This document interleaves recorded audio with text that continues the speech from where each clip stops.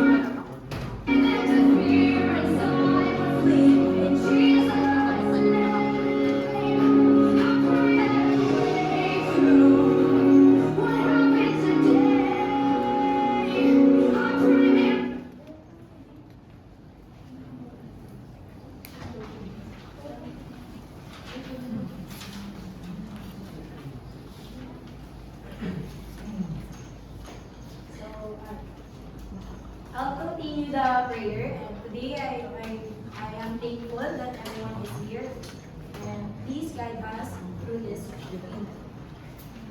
So, our subject, you may now sit down. So, our subject today is 21st century literature from the Philippines and the world. And I am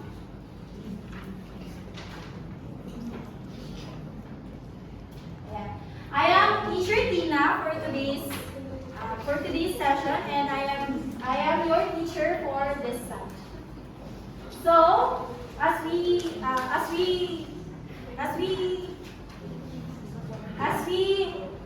start our class today, I want this environment feels safe and respect and able to learn. So, please remember our classroom rules.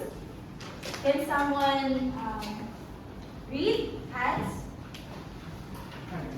Stars. Stay focused and engage. Take responsibility for your actions. A. Always be kind and respectful. R. Raise your hand to speak. S. Strive for excellence. Thank you. So, as a grade 11 students, I want you to take your responsibility of your actions, and you are no longer an elementary student. It's Crystal. It's Crystal. Here. Now, can I call your secretary, Miss Hazel? Is there any absentees? Good morning, ma'am. I'll ask for checking for our assignments for today. Thank you. And I'm glad that everyone is here. So to have a review from our previous lesson, let's have a review on two activity. So on a single sheet of paper, you have any paper. So on a single sheet of paper, arrange the jumbled letters correctly. I'll give you 10 seconds to arrange. Do you have any paper on your desk?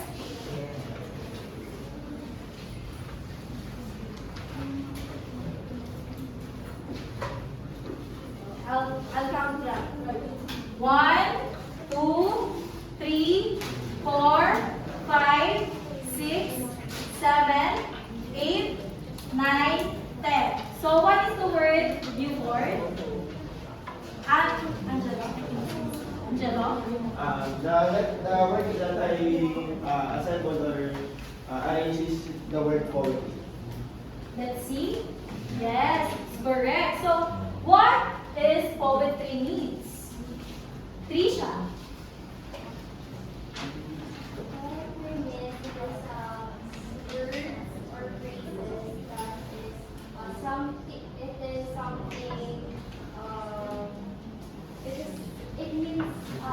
It is far from the literal meaning.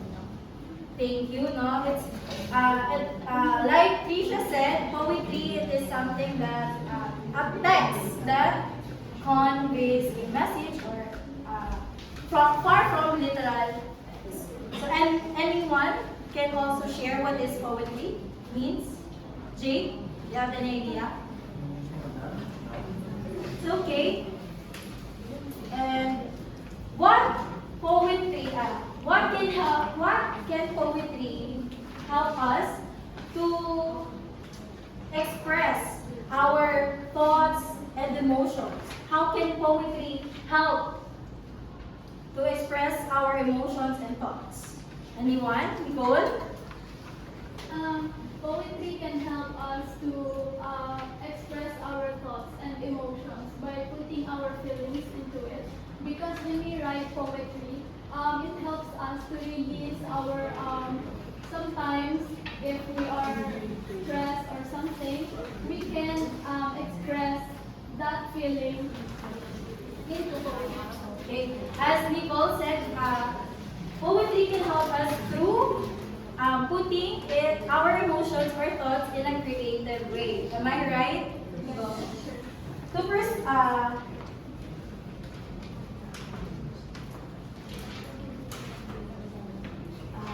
to officially start our class today, can I have Arzel to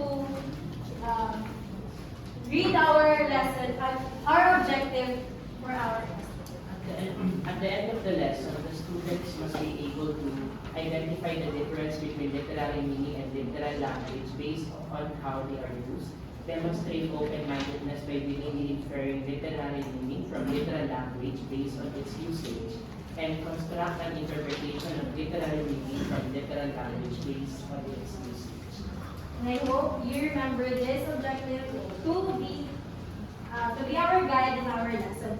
But before we start our lesson, I can see in your face that you are not motivated. So let's have a motivation activity.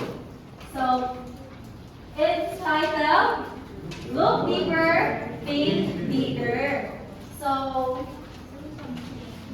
Art, can you please read our instructions? Instruction. Interpret and analyze each Rebus puzzle picture to determine its correct interpretation. Thank you. Can anyone knows what is Rebus puzzle picture? Danny, do you have any idea? I have no idea. So Rebus puzzle picture it is about decoding or discovering hidden meaning on the picture. So here's the example.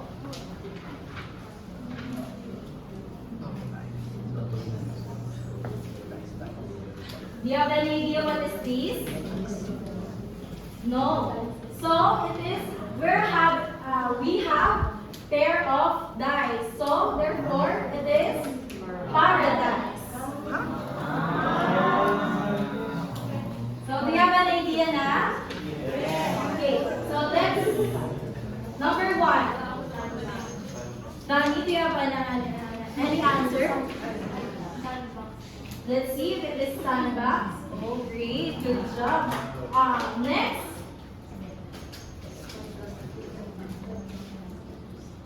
Nicole? I think it's understand. Let's see if it is understanding.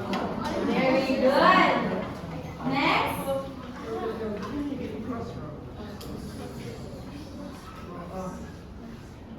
Hands?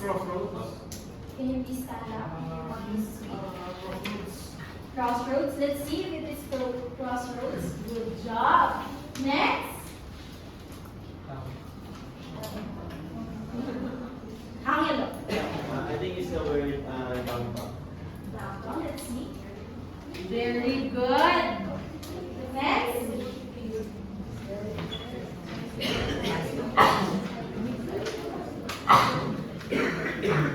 Can I ask what is your name? My name is Ayla. Isaac. I think the answer is tricycle. Great. Next. Edmond. Try. It's okay to try to guess.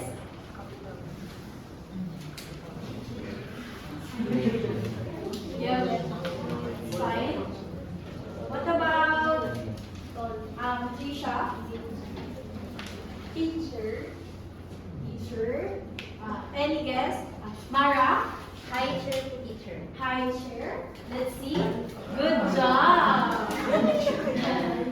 High chair because it's not right. Okay.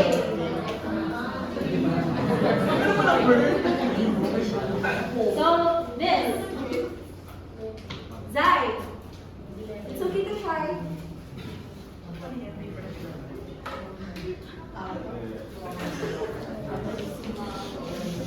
Level up. It's okay. Let's see if this side is correct. It's split level because the level and neck and belt is okay. What about this? Jake. Alright. Just between me. Just between you and me. Let's see.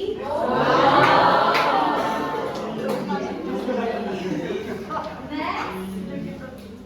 For the last one. Aji, it's your turn. Touchdown. Touchdown. Very good. Let's have a round of applause for everyone.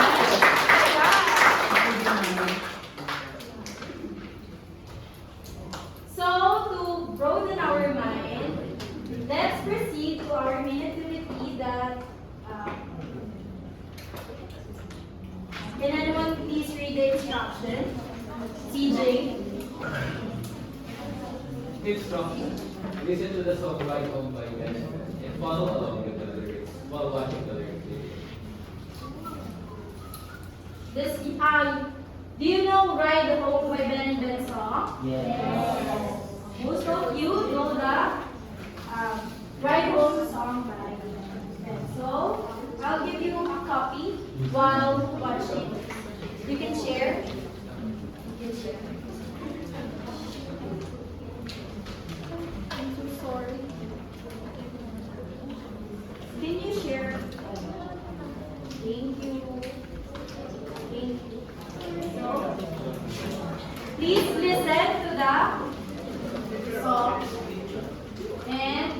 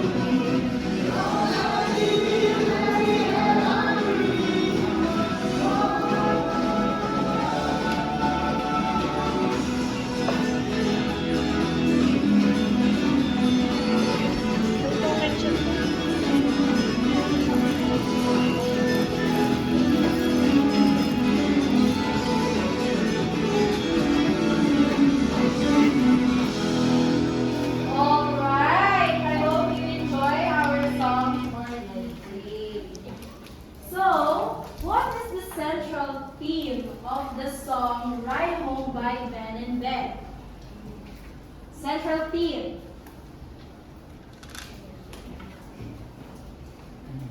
Angelo, do you have any idea?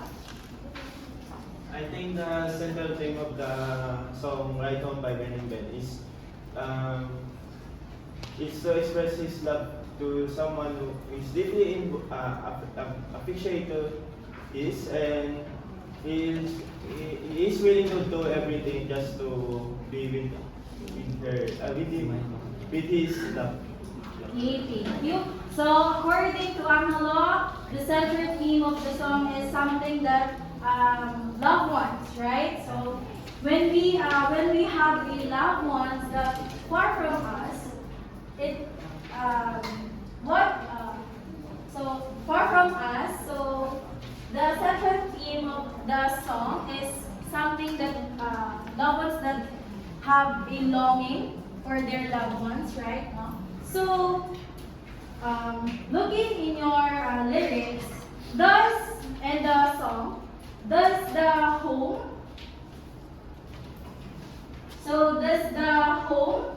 can be taken literally or figuratively? Hands. Just in conjunction with what Angel said earlier, the symbolism of home in the song is not literally about a physical structure, but it's more about the feeling, the comfort of being at home. So, when we're at home, we're in our house, where we feel safe, we feel comfortable. I think this is what the song is trying to say about that. We are trying to find, or we have found someone who is just as who we are comfortable to, just like how we are comfortable at our own home. Okay, according to Hans, home is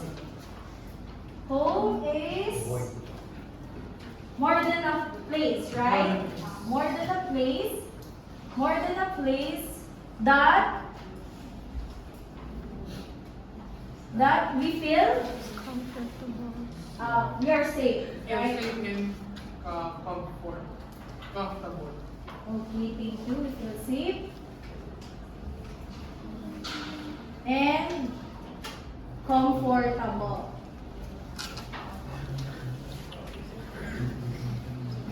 Okay.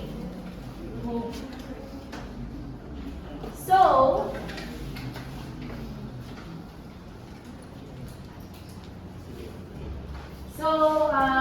how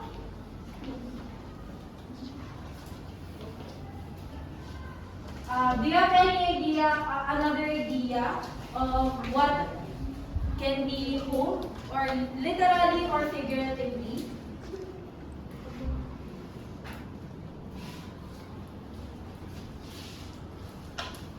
Art, do you have any answer? I think,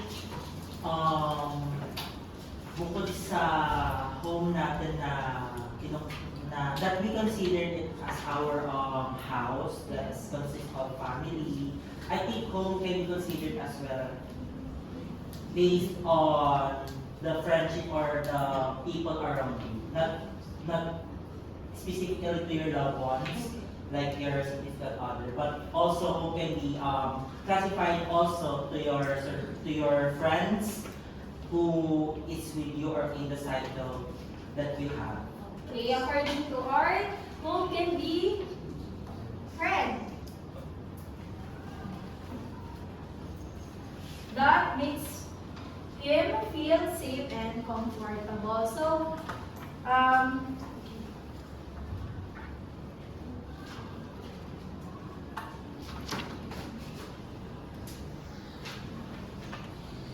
what are some possible meanings of home with different people might have? Angelo. What are some possible meanings of home that different people might have? I think some people are experiencing home by their friends because we unlike others that have happy and healthy family relationship, some people are tend to have an unfortunate situation and that we feel toxicity and uncomfortable to live on. So home is like home is like just school that we feel safe and comfortable to live, to connect to others. Okay, thank you. No, so Angelo state that home can be school. Okay, thank you. Says, Teacher, I considered my good friends as my home. very, it's, according to art, friend can be also a home. Yes. Thank you. Mara, For me, teacher, home is a peaceful, quiet place po. that's right, no? Home can be peaceful, that you can feel peace. So, how does sorry? Maybe use the cards. Art. So, how does the song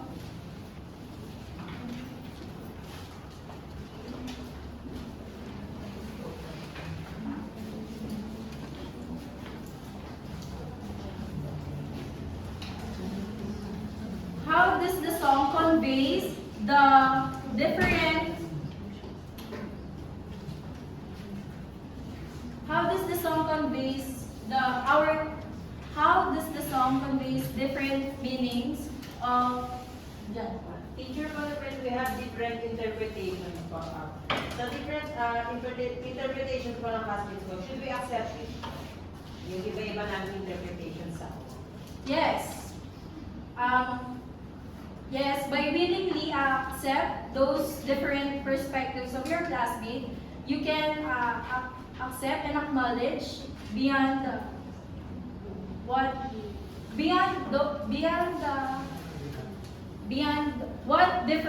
meaning beyond on your own meaning of. Did I answer your questions?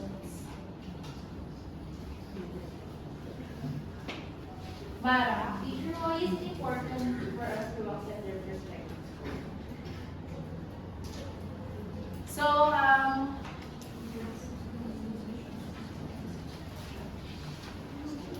it is important to accept those different definitions or it is important for you to have new ideas, new perspective that you can learn from them. So, how does the song conveys the different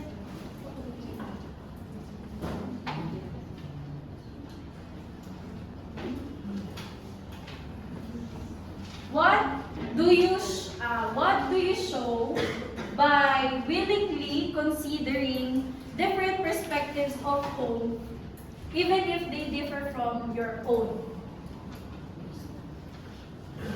What do you show by willingly considering different perspectives of home, even if they differ from your own? Art. Kasi po naniniwala ko sa perspective na each of us has different perspectives when we heard about the word home.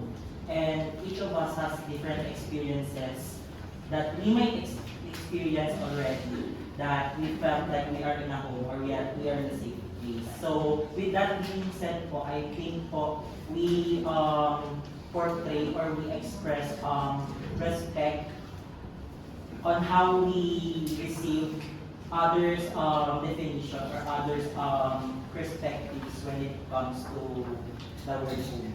Okay. So according to art is respect. So what if beyond respect, how do you show by willingly understand those different perspectives of home? Hazel. Can I answer? Sure.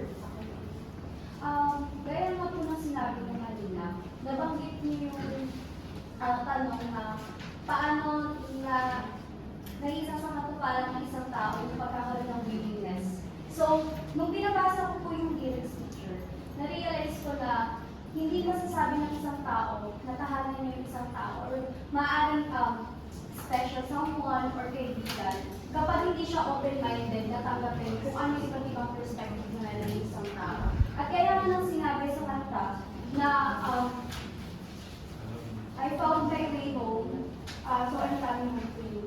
So, hindi naman niya may papakita ng isang tao kung hindi niya may isasalamin yung willingness na meron siya sa pagkatao niya. So, importante na mayroon ng isang tao na pagiging open-minded and also yung pagiging yung willingness na meron siya. Okay, thank you, Hazel. No? According to Hazel, by willingly consider and understand different perspectives of home, we show open-mindedness.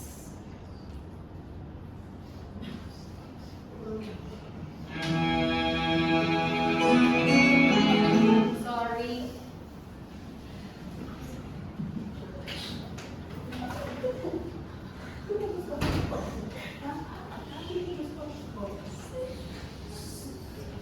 Open-mindedness.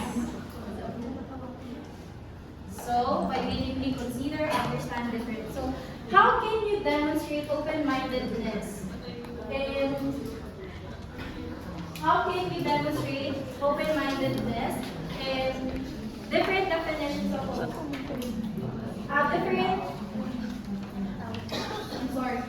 how can you demonstrate open-mindedness in real-life actions?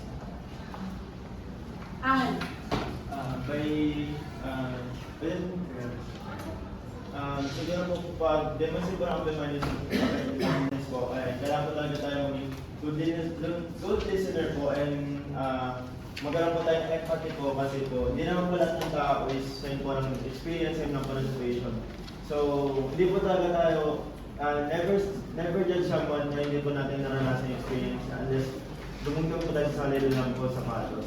And may express po natin itong empathy po and kapag na-express po natin yung empathy po, magkakaroon po tayo ng open-mindedness na magkakaroon po talaga ng perspective po na nakikita sa mga. Okay, thank you. Now, according to Angelo, we can demonstrate open-mindedness by actively listening.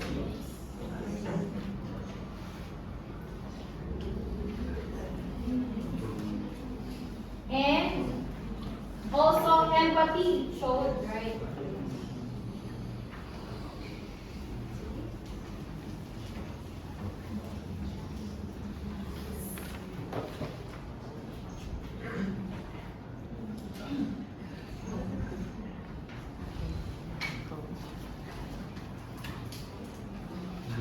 Okay, so to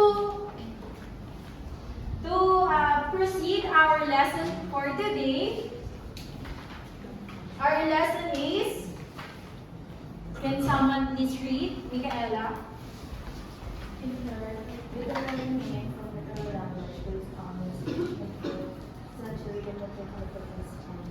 Okay, our topic for today is infer literary meaning from literal language based on usage. So, what is literal language? Jay, can you please read? Words used exactly as their dictionary definitions without deeper or hidden meanings. Okay, literal language, from the word literal, it is exactly from the dictionary that literal language or literal definitions or exact definitions. And literary meaning means ano? Literary meaning, it is a deeper or hidden message in the text that goes beyond the literal meaning. Writers use literary devices to create this deeper meaning, including symbolism, figures of speech, and imagery. Okay, so literary meaning, earlier literal, it's the exact meaning. But in literary meaning, it is about hidden message from the word that beyond literal meaning. So, writers or authors, Randy? Nakikita po ako ng word, currently right now in social media, I always see this word sumakses. Is this word a literal language or literary? how she or he use those words?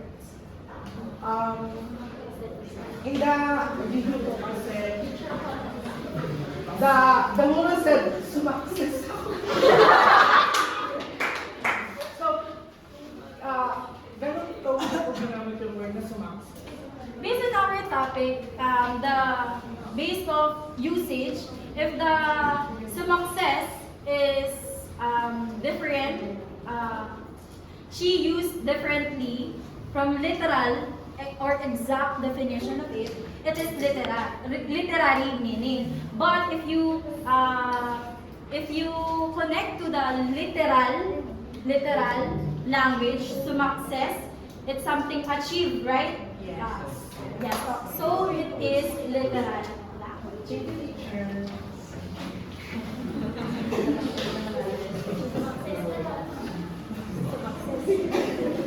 So let's have an example. Let's look at this table. So in the song earlier, can you see the screen?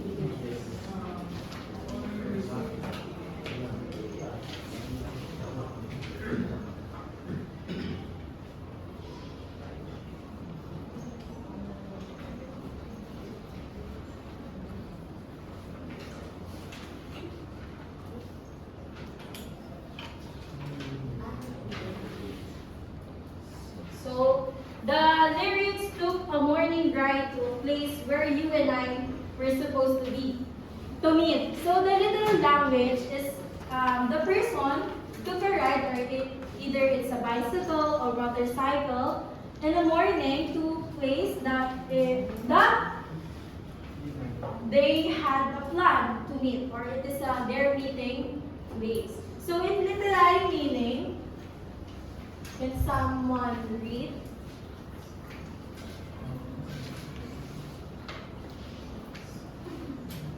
Trisha. Represents revisiting memories or longing for someone special. Okay. So, the lyrics took a morning ride to a place where you and I were supposed to meet.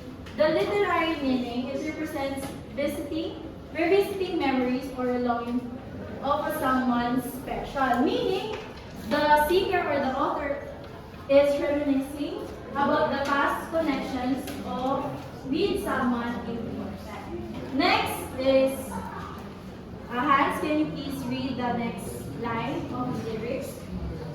My phone says something on, I don't know, see, back. Okay, so for the literal, Jana, Ma'am, we often hear the words from our teacher, bibinggo ka na sa akin. Where does that fall under? how your teacher used bibinggo? For example, one of my classmates is very naughty, then sasabihin niya, bibinggo ka na sa akin. Because, So bibinggo ka na based on the teachers based on your teacher that use bibinggo ka na will fall into literary meaning because they have double meaning, right? yes. So bibinggo ka na will fall to literary meaning. Thank you. So for the next lyrics, Hazel. You're all I need, the very air I breathe. Okay. From the literal language, air is oxygen. But in literary meaning, it's about essential to the speaker's life express.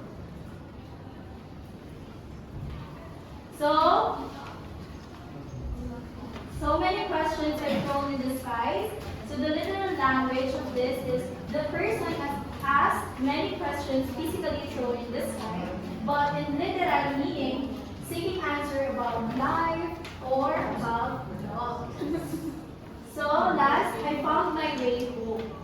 So in the literal language, the person has returned home because he, sorry.